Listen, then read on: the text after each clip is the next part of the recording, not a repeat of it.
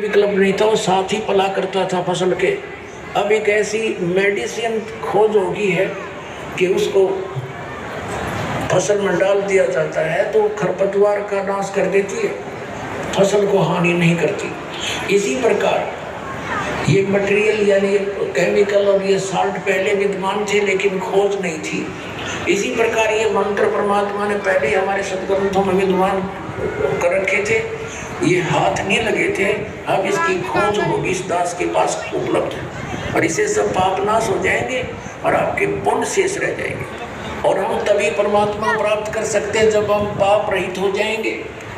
और यहाँ का विधान है ब्रह्म परब्रह्म ब्रह्मा विष्णु महेश और अन्य देवताओं का जैसे कर्म करोगे वैसा ही फल मिलेगा।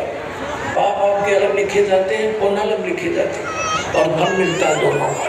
दोनों के लिए स्वर्ग महास्वर्ग, फिर यहाँ की छोटी मोटी सुविधा, राजा या अच्छी कोई पोस्ट और नरक, ये भी पैरेलल मिलेगा। कुत्ते गदेश्वर की योनि की व्यवस्था भोगनी पड़ेगी। लेकिन कबीर परमेश्वर की शरण आने के बाद आपको अब ये पापों का दंड नहीं भोगना पड़ेगा, आपके प्रारब्ध के कर्मों का भी नाश होगा तो आपको हानिकारक होगी। इसलिए तो भक्ति करते हैं, इसलिए परमात्मा की खोज करते हैं कि हमारे ऊपर कोई आपदा आए तो परमात्मा हमारी रक्षा करे। और जब वो आपदा भी आ रही है तो फिर प्रोटेक्शन क्या हुआ उस साधना का जो हम करें।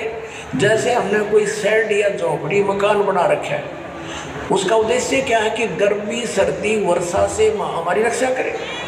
और जिसने हमने बना रखी है झोपड़ी या मकान और वो सारा पानी भी अंदर ही आ रहा है और धूप का भी असर ऐसे पैनल है तो वो कुछ प्रोटेक्शन नहीं आपका।